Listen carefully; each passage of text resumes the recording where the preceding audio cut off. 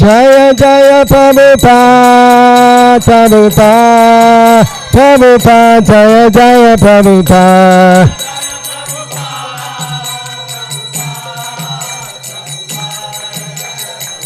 Jaya Jaya Prabhupada, Prabhupada, Prabhupada, Jaya Jaya Prabhupada. Prabhupada, Jaya Jaya Prabhupada.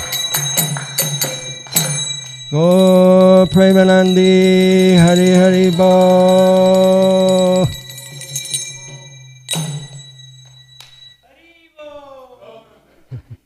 Jayam Vishnupad, Paramahansa, Padavikacharya, Astatara Sata Shri Srimad. His Divine Grace, Srila A.C. Bhaktivedanta Swami, Srila Prabhupada Ki Jai.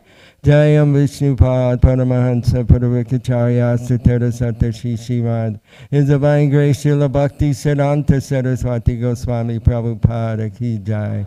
Ananta Koti Vaishnavinda Ki Jai. Namacharya Srila Haridas Thakur Ki Jai. Prem Se Kaho Shri Krishna Chaitanya Prabhu Nityananda. Shri Advaita Gadadhar Sivasadi Gaur Bhakta Vrinda Ki Jai. Shri Shri Radha Krishna Gogopinath Jai Makunda Radha Kunda Giri Govardhana Ki Jai. Shri Vrindavan Dham Ki Jai. Shri Mayapur Dhama Ki Jai. Jamuna Mai Ki Jai. Ganga Mai Ki Jai. Tulsi Maharani Vrinda Devi Ki Jai. Bhakti Devi Ki Jai. Granthvad Srimad Bhagavatam Ki Jai. Yuga Dharma Harinam Sankirtan Yagya Ki Jai. Priya Madanga Transcendental Book Distribution Ki Jai. Transcendental Krishna Prasadam Distribution Ki Jai. Go Premanandi. Samaveta Bhakta Vrinda Ki Jai. All glories to the assembled devotees. All glories to the assembled devotees. All glories to the assembled devotees. All glories to Sri Sri Guru and Gauranga.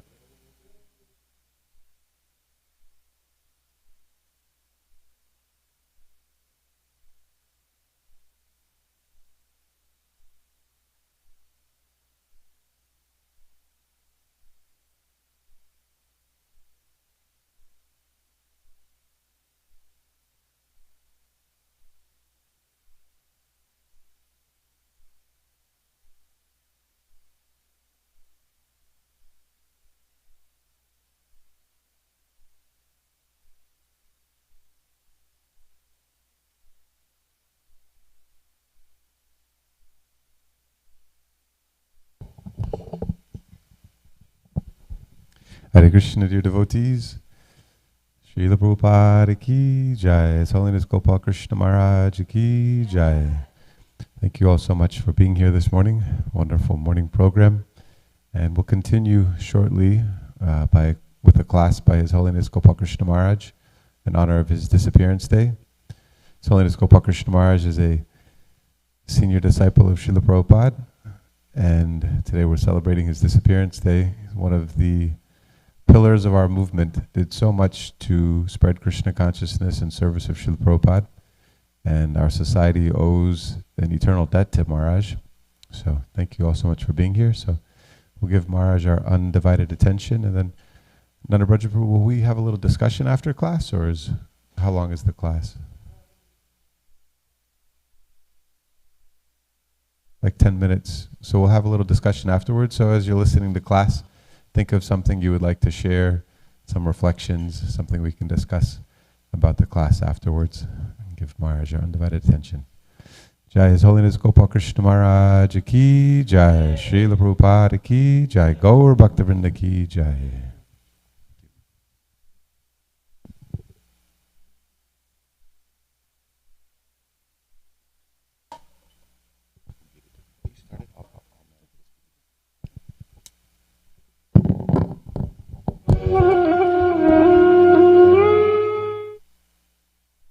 Om Namo Bhagavate Vasudevaya. Om Namo Bhagavate Vasudevaya. We're going to discuss about 3 different types of happiness that is discussed in the Bhagavad Gita. We will read to you a series of verses and then we'll explain these verses to you. Can they hear in the back clearly? Do they have lights over here in the night when it gets dark? So all devotees can also sit down. Why are devotees not sitting down?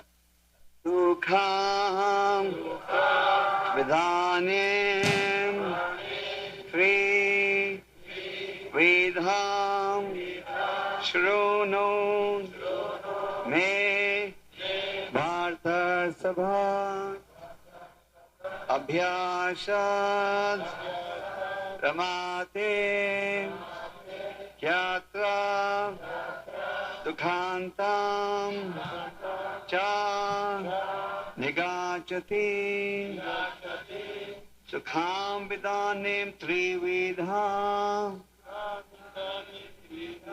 Shruno Me Bhartar Shabha Abhyasa Dramate Yatra Dukhantam Cha Nigachati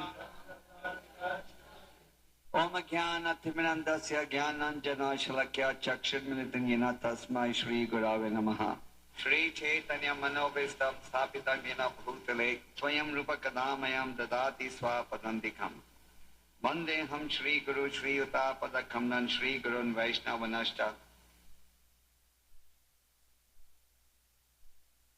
The audience today who is coming for the first time to a Krishna Conscious program. Okay. So, Sukham Vidinam Trividham Shuni Me Bhartar Sabha Abhyasha Ramate Yatra Sukhantam Cha Nikachati. So Krishna is a speaker of this very ancient philosophy of the Bhagavad Gita.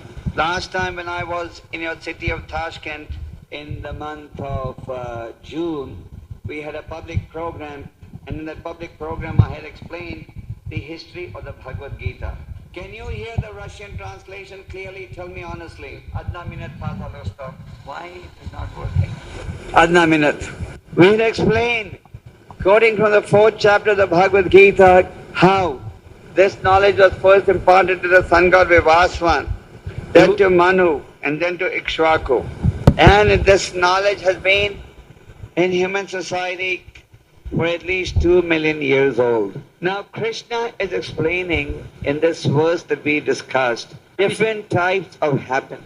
Krishna explains that basically there are 3 different types of happiness. Frankly, everybody is searching for happiness. When you had communism, you were searching for happiness, and now when you have capitalism, you're also searching for happiness. And the animals are also searching for happiness. Then those who have not come to the Krishna Conscious program today, they are also searching for happiness. And those of you who have come to the program today, you're also searching for happiness. We will not cheat you. We are all trying to be happy. And we want everybody else to be happy also.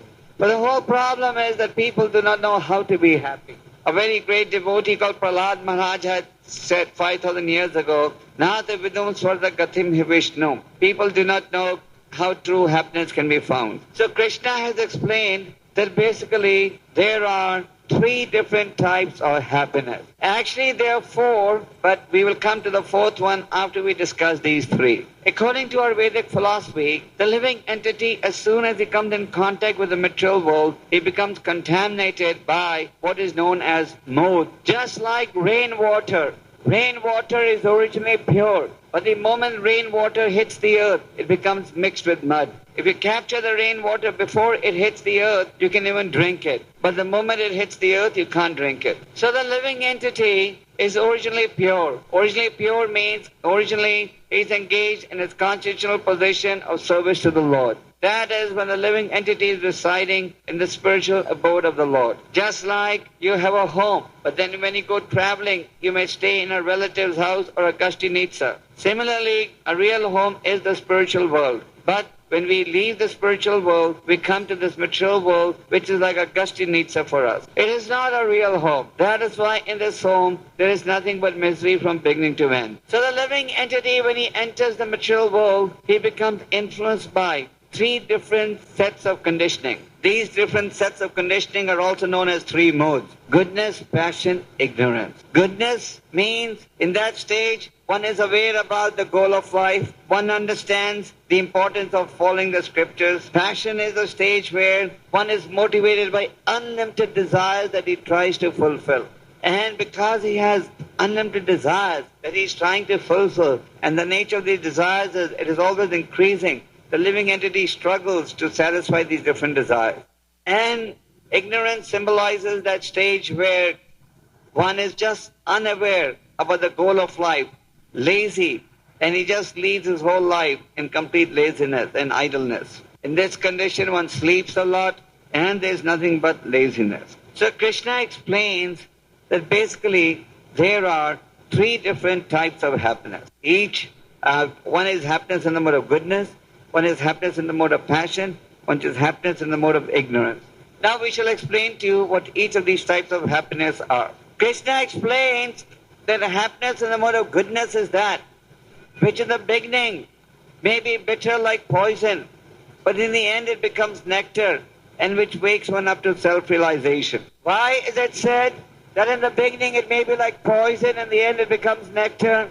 Because when you come to spiritual life, when you come in contact with a saintly personality, you're educated to understand the importance of following the words of God. And when you follow the laws of God, naturally, there is no room to execute sinful desires that give you sense pleasure.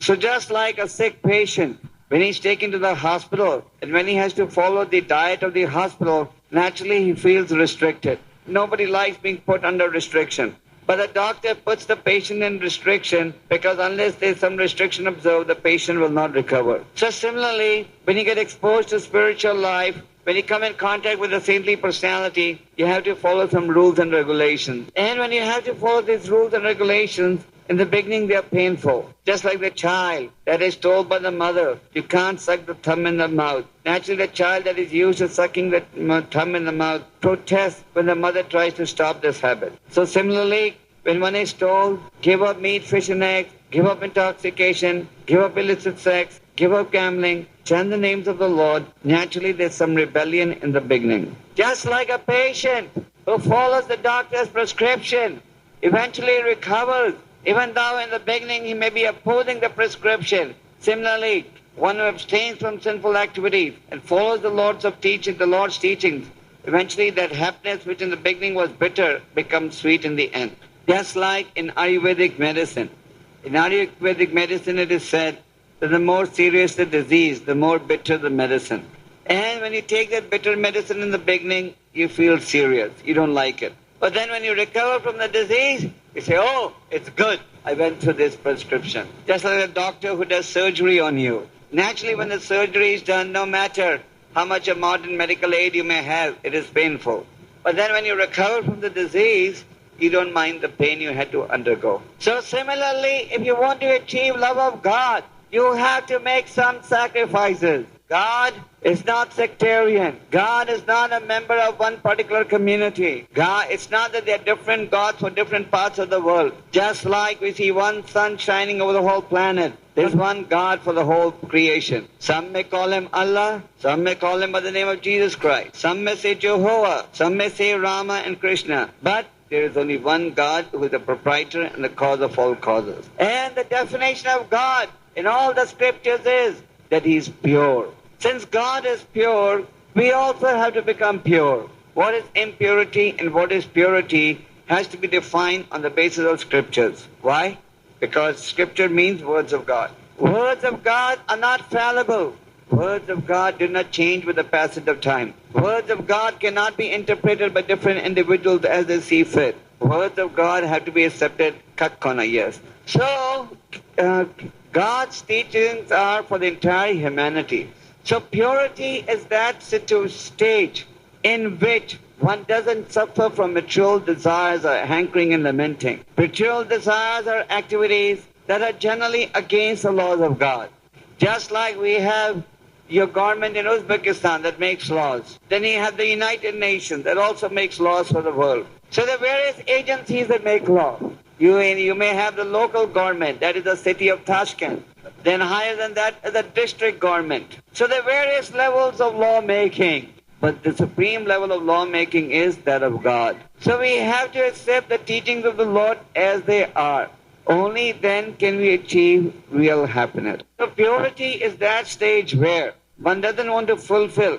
Purity is that stage where one just wants to fulfill the desires of the Lord and abstain from desire activities against the laws of God. Impurity is that stage when you're full of material desires. Just like what is the difference between a diseased man and a non-diseased man? A diseased man's body is full of germs, and a healthy man's body is free of germs. So pure man is one whose body is not full of sinful germs, and a diseased man is one, impure man is one who is full of sinful germs. So just like when you travel when you travel by aeroplane, very few people realize, but the atmosphere inside the plane is specially adjusted so that you can breathe when the plane is at 35,000 feet. And when these modern cosmonauts go in outer space, they also have to stay in a special cabin so that they can breathe when they go in outer space. So similarly, we have to blend with the purity that exists in the spiritual world if we want to enter the spiritual world. Therefore, this Krishna conscious movement is always preaching the principles of purity. We're telling people clearly that if you want to understand God, you have to give up your sinful tendency. Now this is briefly happiness in the mode of goodness. In the beginning it is painful, but in the end it becomes sweet. It becomes sweet when you understand that you're trying to follow the laws of God. Then you also have happiness in the mode of passion. Krishna explains happiness in the mode of passion to be as follows. So Krishna is explaining happiness in the mode of passion is that which comes in contact with the material sense objects. Now we have different senses in this body. Eyes, ears, nose, tongue, touch. These are known as knowledge acquiring senses. Then you have objects of the senses. Objects of the senses are vision, sound, taste, and then touch. And then you have the working senses, hands, legs, mouth, evacuating organs, reproductive organs. In the objects of the senses, you also have smell. So you have working senses, objects of the senses, and knowledge acquiring senses. So Krishna says that is happiness in the mode of passion, which is derived from contact of the senses with their objects. Just like the eyes. The eyes want to see something vulgar. So the materialists, when they can see pornography, they're very happy. That's why pornography has become such big business all over the world. Then taste. When the tongue can eat food without discrimination, then they're very happy. That is taste. Smell. The nose is always anxious to smell something nice. That is why people use fragrances. Some of these fragrances are so expensive they're equal to 2 months of your salary. In the Western countries, when you go into a big department store, the first department that is there in every store is a fragrance department. Because the nose wants to smell something. So they use fragrances. So when happiness is derived from contact of the senses with their objects, in the beginning there's an instant pleasure. But later on that pleasure becomes bitter. Just like when you take chewing gum or bubble gum. In the beginning, it is very sweet for a few minutes. But in a few minutes, the sugar coating goes away. And then it becomes bitter. And then you throw it out. So that is exactly what material life is. In the beginning, it makes it look very attractive. Just like people are smoking and drinking. Now when they smoke and drink, in the beginning they may get a little high, they may feel a little joyful. But what is the result of this? One is the material result, the other is spiritual result. Material result is you get cancer and so many other diseases. Spiritual result is because you have defied the laws of God, you become liable for punishment. Then these days people want to believe in a society what is called the free society, where they want to have free sex. They do not want to respect the so-called laws of religion that have created a system of marriage. So in the name of free sex, they don't follow any laws of God or any laws of nature. Therefore in Western societies, I don't know in your country, gays and lesbianism is very widespread, it's publicly acknowledged now. At one time, people used to be embarrassed in calling themselves to be belonging to these categories. But now they publicly advertise, I'm a gay, I'm a lesbian. They don't feel embarrassed. So what happens when you break the laws of God? You suffer materially by getting diseases like AIDS. And of course you become liable for punishment in hellish planets for having violated the laws of God and indulging in illicit sex. Similarly, people like to eat meat, fish and eggs. Why? They find it very tasty. So on the one hand, they may get some pleasure in the beginning. But then this also has its repercussions. Medical associations in America and other places have acknowledged that meat eating is a major source of cancer and other severe diseases. Why? Because the animals are fed with chemicals so that they can become fat and give more flesh to the greedy butcher. So, when you eat these things, you become liable for diseases as you get older. And of course, because you violate the laws of God, you become liable for punishment in the hellish planets for having eaten animals. And when you get addicted to sinful activities like gambling casinos are generally addicted, full of sinful activities, and then one gets forced into these sinful activities that we have briefly discussed. So that is why Krishna said, happiness in the mode of passion is that which in the beginning may give you nectar, but in the end it gives you pain. Therefore we advise people to stay out of this happiness in the mode of passion. What is the use of drinking something from a golden pot if inside the golden pot there is poison? So unfortunately today society is in a position where it wants to engage in activities that in the beginning appear sweet but in the end are bitter like poison. Then Krishna explains happiness in the mode of ignorance. So Krishna says happiness in the mode of ignorance is that which from beginning to end is accompanied by laziness. In other words, one makes no endeavors, sleeps a lot, is lazy, and never investigates about the mission of life. But a person in the mode of ignorance, in the happiness says, actually from beginning to end is nothing but distress. They just sleep all day, like today is Sunday. Because many of you all of you who are here have some interest in spiritual life, but there are many people who just sleep all day, Saturday, Sunday, go to sleep Friday night, get up Monday morning. Yes, it's a fact. You may not believe it, but I've heard this from many people. But because you people are in goodness, you don't associate with people in ignorance. But those who are in passion, they associate with ignorance. So, these are briefly the three types of happiness that Krishna explains in the 18th chapter of the Bhagavad Gita. Now, I had told you at the inception that there's a fourth type of happiness, but which Krishna doesn't discuss, but which we will explain to you. That is happiness in the stage of pure goodness. That is known in Sanskrit as Shuddha Sattva. Shuddha Sattva is the stage where one only has one mission in life, that is to serve the Lord from morning to night. Goodness is Sattva Gun. Now, no doubt goodness is superior to passion and ignorance. But Krishna explains in the Bhagavad Gita that it's all, as long as one remains in the influence of the modes, there's always a competition going on between the three modes for supremacy. And because there's competition going on, at times the mode of goodness wins, at times passion, at times ignorance. Actually, the living entity is transcendental. He should technically have nothing to do with the mature modes. But because he's come to the mature world, he becomes a victim of these modes. Another modes also indicates different types of natures that people have.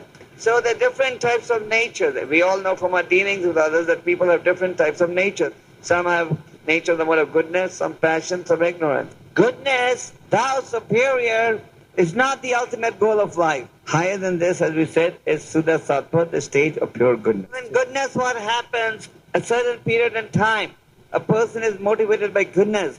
But then, because he's not purely situated on the mission of the Lord, he becomes a victim of the senses, and he gets carried away by sense desires. Now, as we said, everybody is searching for happiness. The dog and the cat are searching for happiness. The cat is very happy when it finds milk in the kitchen and no one's in the house. So human beings are also looking for happiness. Krishna says, okay, even if you want material happiness, at least come to the level of goodness. Don't be situated in passion and ignorance. Because at least if you follow goodness, you can get a human birth.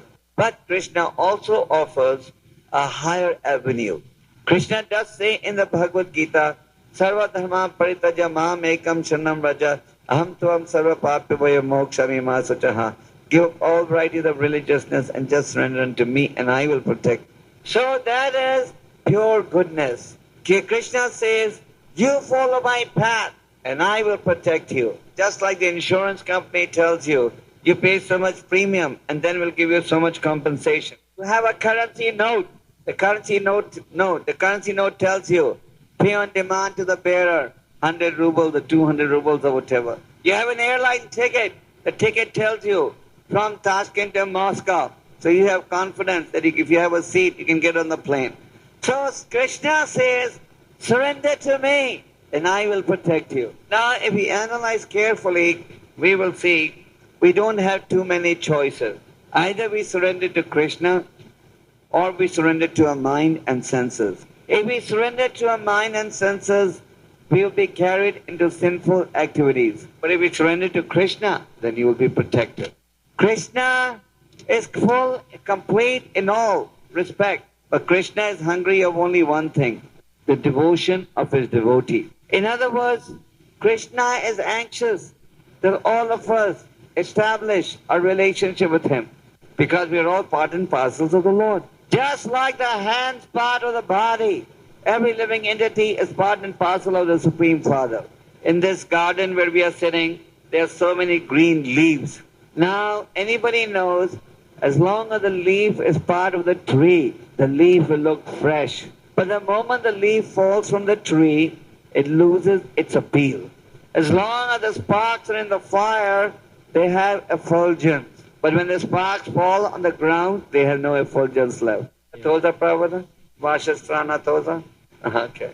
So similarly, the living entity, being part and parcel of God, when he engages himself in a relationship of serving the Lord, he is happy.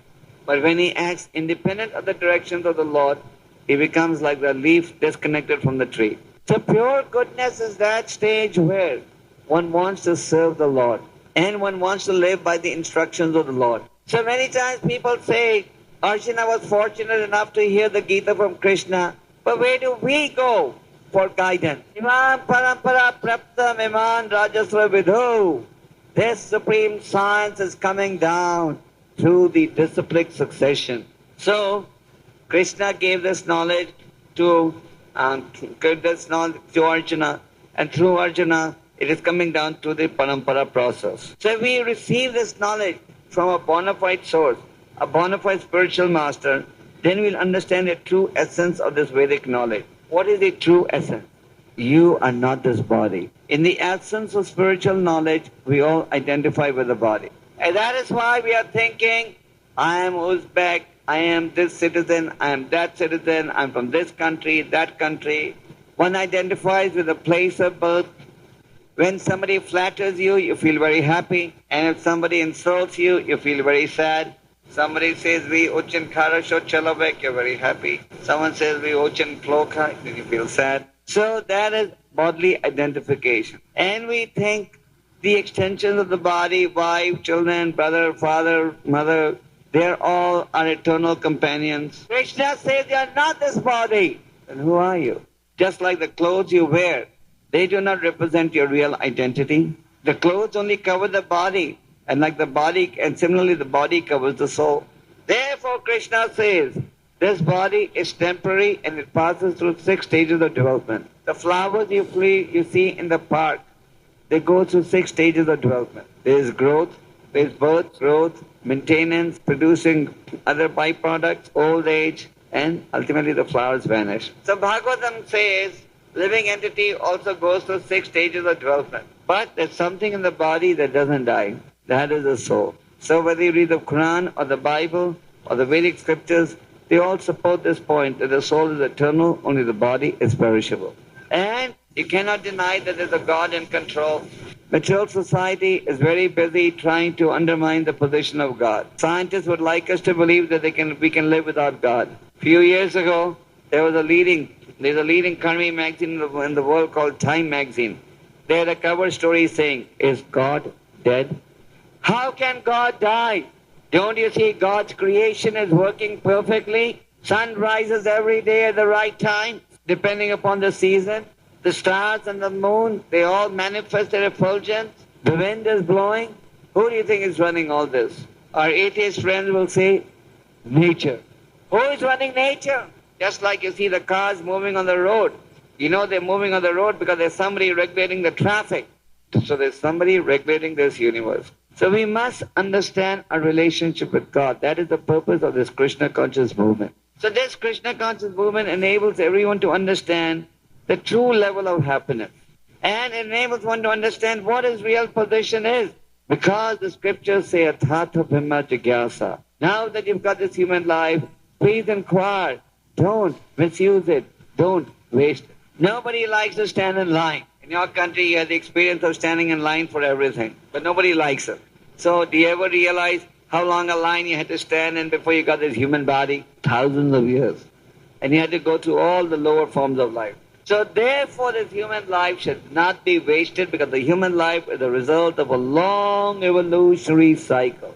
Just like we were just hearing next door a dog barking.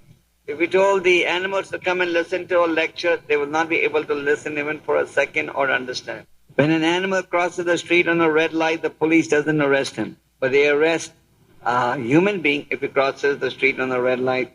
I see in your country, whenever you're traveling by car, the police stops you to look at your papers. They don't stop the sabaks that are walking on the street. Because human life is a life of responsibility, whereas animal life is not a life of responsibility. So therefore, human life should be used to understand our relationship with God. So this Krishna consciousness movement is educating people to understand the highest philosophy. Krishna consciousness is presenting an alternative to the present sinful, contaminated life. Why are people taking to it? Because it satisfies. We're all looking for satisfaction, but we do not know how to find the satisfaction. The process of chanting the names of God is common to all scriptures, because the Lord incarnates in His holy name. So since the Lord incarnates in His holy name, the holy names are non-different from the Lord. And when you chant the holy names of the Lord, you begin to get purified. The Lord incarnated in the form of Chaitanya Mahaprabhu about 500 years ago, because the Lord incarnates from time to time in different parts of the world to establish the principles of dharma. So Chaitanya Mahaprabhu has said very nicely that, my dear Lord, you're so kind, you have invested all your transcendental energies in your holy name. But I am so unfortunate, I have no attraction for it. So that is a fact. We have a very sublime process available to us, but we're not attracted to it. We're not attracted to it because we're attracted to so many other temporary sensual things. So Krishna consciousness means investigating the goal of life, searching for answers to basic questions. Who are you? Where are you coming from? Where are you going to go? Why have you ended up in this prison house? You may say, prison house? Where is the prison house? We just threw away communism. Now we are free. Where is the prison house? Yes, externally it may appear you're free, but we say you're not free, and you will never be free. If you are free, stop death, stop old age, stop disease, stop birth, stop the mind from troubling you, stop the mosquitoes from biting you, stop natural disaster. Can you stop any of these? Is there any political party that says Mojna? Sir, you can't. So where is your freedom? Where is your independence? Where is your so-called enjoyment? How can you enjoy when you're going to fall sick after a few years? How can you go on enjoying your companion when you're going to become old? The desire may be there in the heart, but the organs of the body won't work. You may build a very nice house. When capitalism comes, you'll see how all of you will make nice houses. You won't have those simple houses anymore. And you may get attached to these nice houses. Our spiritual master used to give a story. Once a man had built a very nice house, but then he died. So in his next birth, he became a cobbler. Like in India, you see cobblers, they sit down underneath a tree or in front of someone's house and carry their trade. So that cobbler was sitting down, doing his business in front of the same house that he had built. But his sons were living in that house now. So when he came inside their house, his sons beat him up with shoes and said, "Get out of here, you poor man. This is a house of a rich man, not for a pauper like you." So you may be very attached to the house you built.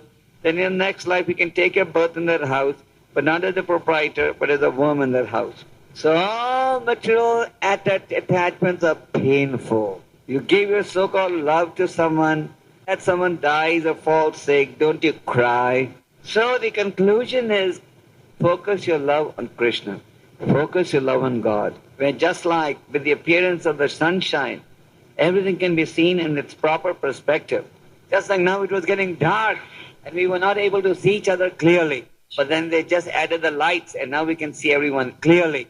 So similarly, in the absence of spiritual knowledge, you can't see the various relationships that should exist clearly. But in the presence of spiritual association, you can see all relationships clearly. And in the presence of spiritual association, you get woken up to what is the mission of life. So, ladies and gentlemen, We're very grateful that you heard very patiently for the last hour and a half.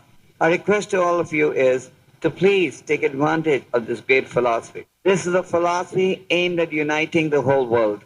Prabhupada used to say we are the real United Nations because we unite everyone, people of different communities, different nationalities, different ethnic background, only on the basis of one common denominator, that is God. And serving God means following the principles of purity. So fortunately in Kali Yuga, the Lord has presented a very sublime method of self-realization. That is the name, chanting the names of the Lord. So therefore we tell everyone, chant the names of the Lord.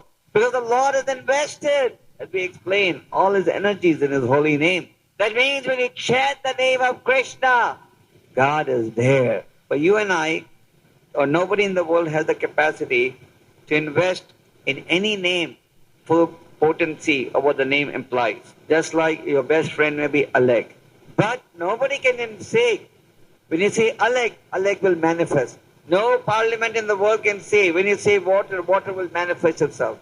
No government can say, you don't have to buy producti in the store. You just say producti and it will manifest on your dining table. Can anyone say you don't have to work hard now to earn rubles anymore? Just say ruble, ruble, ruble and your pockets will become full. That's near Mojna. Is it Mojna? But when the Lord says, chant the names of the Lord and you'll associate with the Lord, and that is real. That is why people are chanting Hare Krishna since times immemorial. That is why they're feeling satisfaction. To chant the names of the Lord, read the teachings of the Lord as revealed in the scriptures, associate with saintly people, and follow spiritual discipline. So wherever you are, you can perfect your life. You may be a full-time brahmachari or a sannyasi. You may be a family man doing business or a job. You may be a student completing your education. You may be a housewife bringing children. Or you may be a babushka or a dadushka. Doesn't matter. Anybody can take to the chanting and work to perfect one's life. It is open to everyone. No entrance fee. No entrance examination. No commitment. Don't like it, give it up. We won't put you in prison if you give it up. But if you like it, then don't give it up. And introduce it to your friend also. And that will give you real satisfaction. And this satisfaction is called happiness. And it is this happiness that we're all searching for. So obviously most of you who come here are those who are convinced, yes, this is the path. But there are many who are not on this path. Therefore, the business of a spiritualist is to educate everyone to understand the real path of happiness. So please take to this process and be eternally happy. Hare Krishna. Hare Krishna. Hare Krishna. Krishna Krishna. Hare Hare. Hare Rama. Hare Rama. Rama Rama. Hare Hare. So, overseers Vapros, okay, I hope you will follow. So your question is very good. Yes, in the material world, everyone is cheating everyone. Teachers teach the students, students teach the teacher. Teacher goes to teach, why? Because he just wants his salary. He doesn't really care for the welfare of the student. And government cheats the people, people cheat the government. So everyone is cheating everyone. This is material life. And even religious preachers are cheating people. Even if you go to Vrindavan in India, the most sacred place on this planet, in so many religious institutions, their leaders are cheating people. But in ISKCON, we don't believe in cheating. Because ISKCON is based on purity. Purity means we follow the laws of God as they are spoken. Prabhupada was a pure devotee of the Lord who appeared to save the whole humanity from destruction. And he inspired all of us by his purity. When I met Prabhupada in 1968 in Montreal, I was doing my postgraduate studies in McGill University, Canada. But when I saw Prabhupada, I could see this man was practicing purity, preaching purity. That is why we all came to Krishna consciousness. So you can be rest assured that if you follow Krishna, you will not be cheated again. Because you were sincerely searching for the absolute truth, ultimately the Lord has brought you to the right point. Lord is in everyone's heart. And in that position, he understands everyone's desire. So those who desire to forget the Lord will take them to cheaters. Those who want to remember the Lord will guide them to the right path. So now you all can ask questions. Why sometimes the devotees lose their taste for devotion service? It's a good question because everybody, if he doesn't take precautions, he can lose. You don't lose the taste because the medicine doesn't work, but you lose the taste because the patient doesn't follow the doctor's orders. When you do not take the medicine as prescribed by the doctor, that's when you begin to lose taste. But those who take medicine according to prescription, they never lose taste. So if you chant Hare Krishna regularly, associate with devotees, read, then you will never lose taste. What does it mean, bogus incarnation? Bogus incarnation? What does it mean, bogus currency? It means currency that is not authorized, isn't it? The bogus incarnation means one who is not real incarnation. And there's so many bogus incarnations everywhere. In India and in your country there's a new phenomena, a UFO. So people get cheated by these bogus incarnations because they're not sincere, they don't take the trouble to find out the real thing. Therefore we accept only genuine incarnation on the basis of scriptures. What's your approach? How should we properly chant our japa in order to not to fall asleep? Not to slow about the speed of chanting japa. Well, japa you chant like this: Hare Krishna, Krishna Krishna, Hare Hare, Hare Rama, Rama Rama, Hare Hare. After the question answer period, we will all chant japa together, so you can chant at that speed. He asked something about the japa must be chanted in 2 hours or so. Normally it should take 7 to 10 minutes to do one round. Speed is not important. Quality is important. Once there was a father who told the child, chant 16 rounds every day. So the son said, yes, I finished my rounds today. Father said, so quick? How did he chant so fast? Son said, very simple. On the first beat, he chanted the whole mantra. On the other beat, he just said, Toda, Toda, Toda, Toda. And he finished his rounds fast. So we tell people not to chant Toda round. Niyat Pafsare Kruge Toza. It's a Niyat Ochan Kharasha. In the scriptures it said that the Lord incarnates in every yuga in the body of different color, white, red, black, dark, like that. But it said that in Kali Yuga generally it incarnates in the blackish body. But it said that in some special Kali Yugas he incarnates in a body of different color, different tinge. What is special in this Kali Yuga? This Kali Yuga, this Kali Yuga is very special. Why? Because Lord Chaitanya has appeared in this Kali Yuga. So Lord Chaitanya has appeared in Kali Yuga to present a very sublime method of self-realization. That's the chanting of the holy names of the Lord. So therefore in the sage, the Lord has appeared as golden in complexion. Yes, Vapros? Yes, that lady. Did I understand correctly that Narada Muni took initiation in 5 years old age? Narada Muni received spiritual knowledge when he was young. Yes, he was initiated in young age. Are you being troubled by these things, by these spirits? Well, these spirits are there, but you can free yourself from the influence of these spirits by chanting. Ghosts are there. Ghosts are generally those entities that commit suicide. In order to escape their pain, they commit suicide. And so they are struggling to get a human body. They try to attack other people. It is said that only one who possesses high intelligence, intellect, can, only he is deserving to become a Brahmana. What does that mean? Can you explain, please? Anyone can become a Brahmana. We don't say you become Brahman only by birth. You become a Brahman by qualification. But the qualification is that you must chant and get purified and have spiritual knowledge. This Krishna conscious movement is only creating Brahmins. It's designed to create Brahmins. You can also become Brahman. We'll tell you how to become one. More questions? I want to change to read Bhagavad Gita in English. Is there any mantra that which I can Yes, we'll give it to you. But you promise to take it, but you have to take it seriously. And you can even tell the mantra to everyone, no problem. Your memory will improve and everybody else will chant the Hare Krishna mantra. The Hare Krishna mantra will improve your intelligence and memory. The Hare Krishna mantra takes you away from everything that is bad. Then you only have few things to remember, all good things.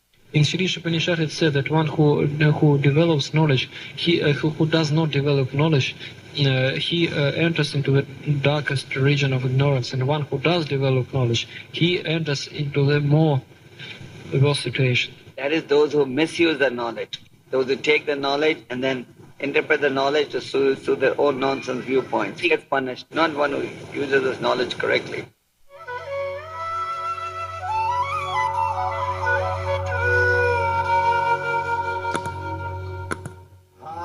Krishna, Krishna Krishna, Hare Hare. His Holiness Gopal Krishna Maharaj ki jai. Srila Prabhupada ki jai.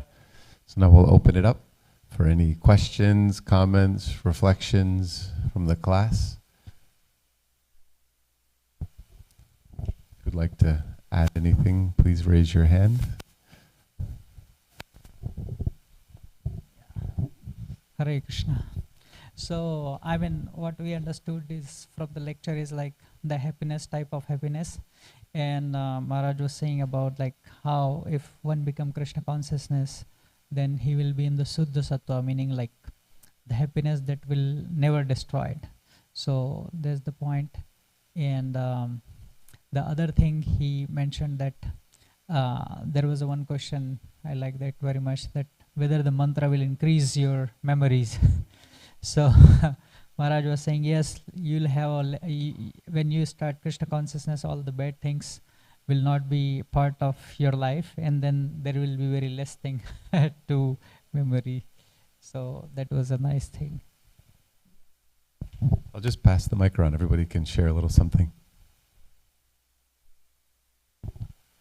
Well, it's just inspired by the inflection. Is that the right word? Or the tone of his voice. He was so inspired, like he could like, it was like a volcano of like spiritual excitement. It was like hard to get the words out fast enough.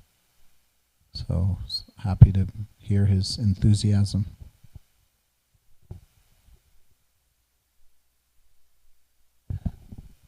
Yeah, Maharaj was very straight, short, sweet, simple, clear cut. I mean, he was supremely clear. I mean, very short answer. Kali Yuga, we have very less time because our mind is wandering everywhere. So he was right on the dot and like a machine gun, particularly in Russia.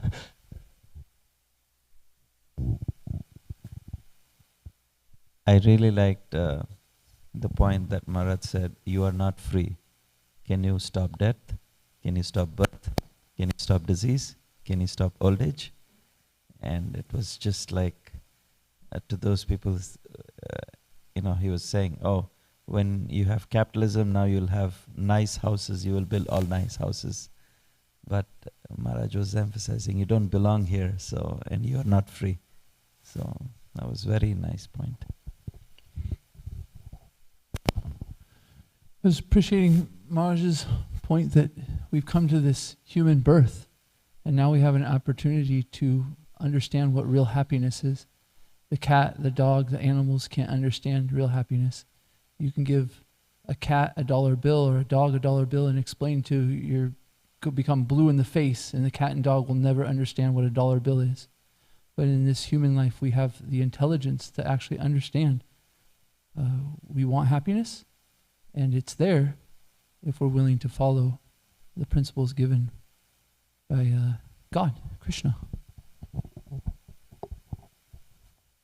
I was here at the end, as you all know, and the most of what I remember, the Kali Yuga part, and I do know that we are very short of time, and Kali Yuga pushes us to do whatever we can do best in the period we got,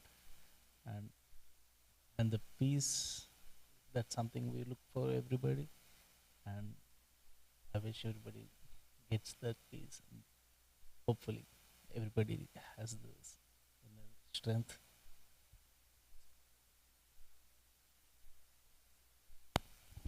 Hare Krishna. He spoke a lot about happiness in the mode of passion and how it always ends up being distressful.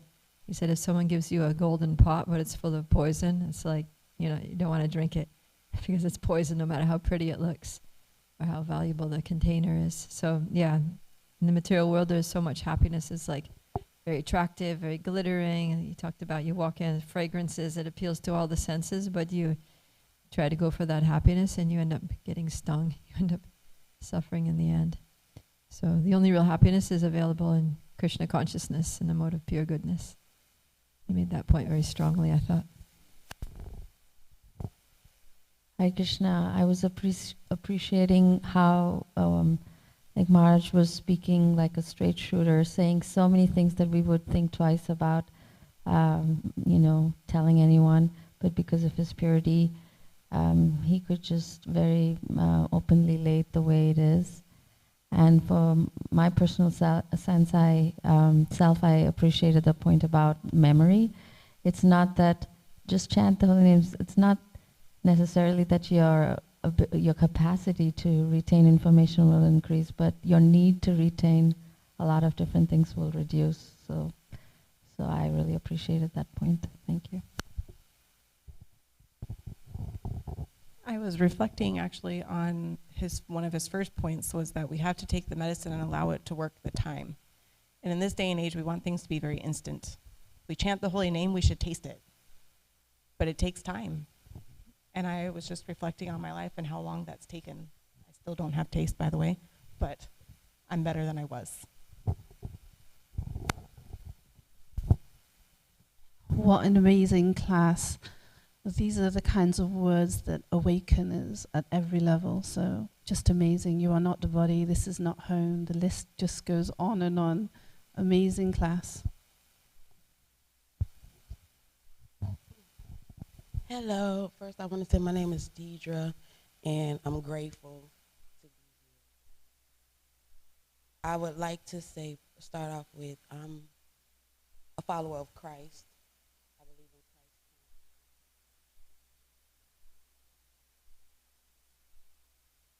How can I say, when he talked about freedom, a lot of people talk about free will. However, I've experienced that I don't believe in free will. I don't think it's a such thing as free will. When God grabs a hold of you, you have no will anymore.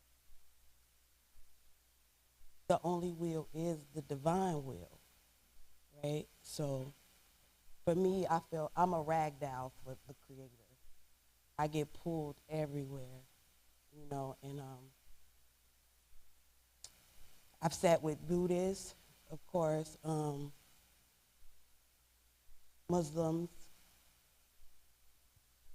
Hindus, a lot of different people.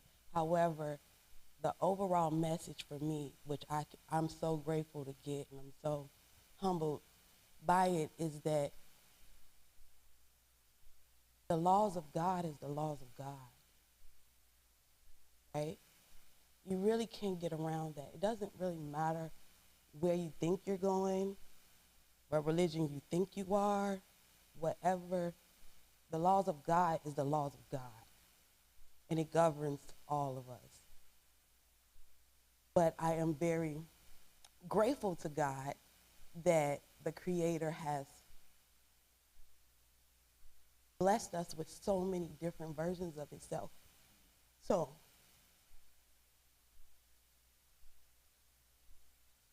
just to be a part of that is humbling, and to be a part of this time in the world that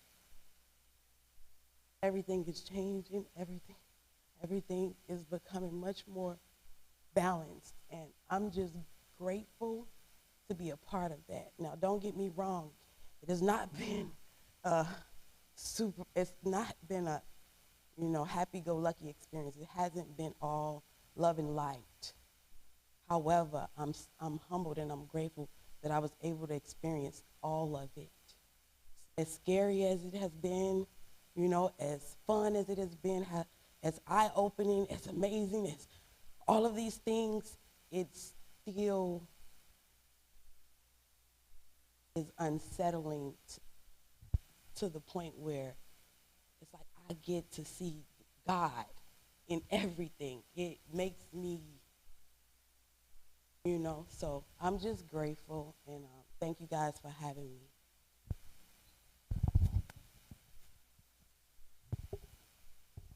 Hare Krishna. Although I missed like major portion of the lecture, but I remember having heard one thing that I I mean, everyone can clearly see that he's Prabhupada's man. Everything that he spoke was, the repetition of what Prabhupada said. So a couple of points that I heard and I remember is, firstly, he spoke how about in this material world, happiness is temporary, and there are 3 types of happiness. The happiness arising from mode of goodness, passion, and ignorance. And happiness arising from goodness is that which is poison in the beginning, and that which results in the nectar at the end, and vice versa in the rest of the lower modes. And then he spoke about the 4th happiness, which is the transcendental happiness. And I also like the point that he made about how God is not sectarian. So he gave the analogy of the sun, just like sun. There is only one sun, and you can see sun from everywhere, and you don't say that this is American sun, this is Indian sun.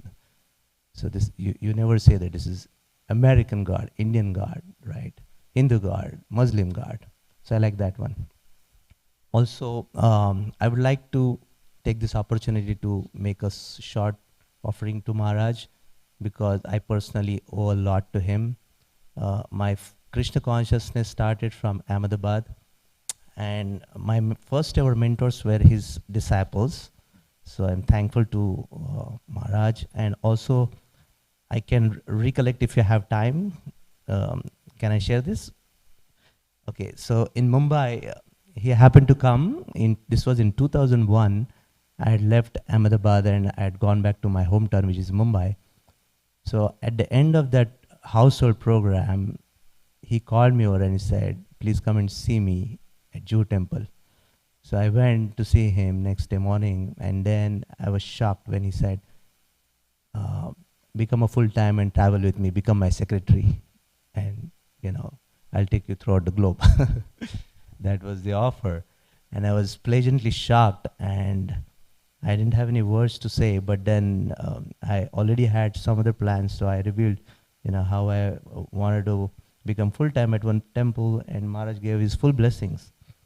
So after 6 years, he happened to visit the temple where I was living in the monastery, and Maharaj goes to Prabhupada, and before walking up to the deities, he stops by me and he says, hey, I remember you. How are you doing? And I was shocked, because this was like after 6 years, and my attire was changed, I was shaved, and I was in the monk's attire and everything. So I was shocked to see the memory. So the point that he made today in the class about the memory, when you chant Hare Krishna, your memory, also gets sharpened. So he lived by it, and that vouched what is said in the lecture. Hare Krishna. Actually, the whole lecture was amazing. All the words like pure and like it just struck to my heart and awakened my soul and mind. Like when he said, like, okay, you waited so long to get this human birth, and what you are doing now, like you don't have much options. You have only 2 options: either surrender to God or either surrender to mind. So like better surrender to God. Otherwise, like there is no option. If you don't surrender to God, then you will be vendor in this material world. So I just took it for myself, like what I'm doing right now, it's better to get awake and try to I'm so sorry.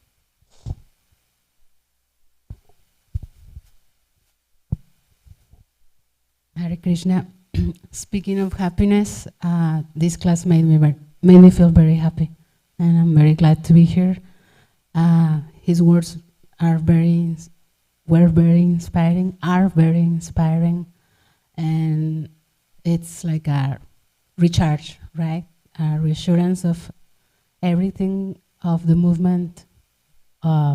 Forgive my words, but I was so happy to be able to listen to the class, and also to be reminded that we are souls. Thank you.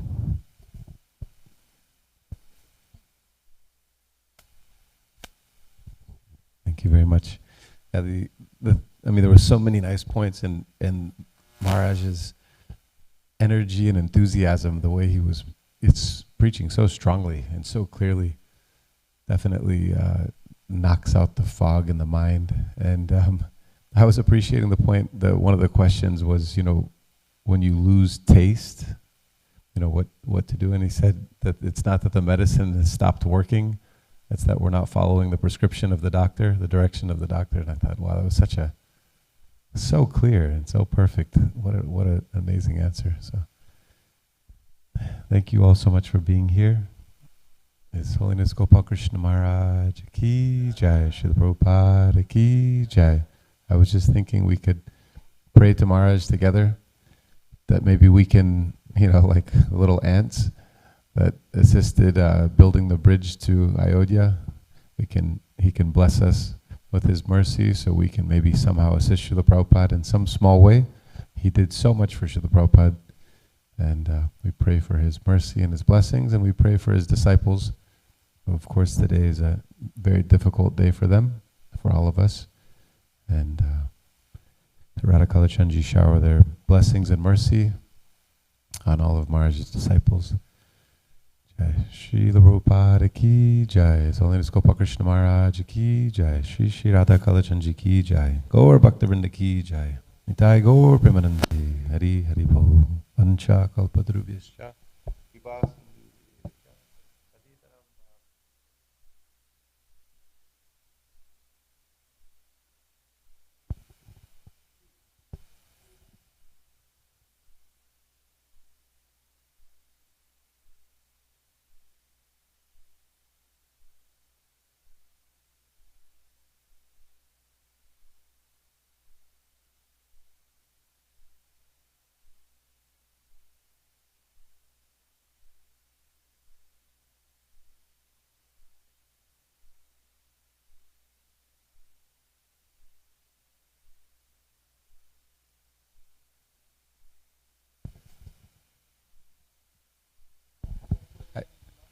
I just wanted to mention also, on the 17th, we'll have a full celebration for Maharaj's disappearance day.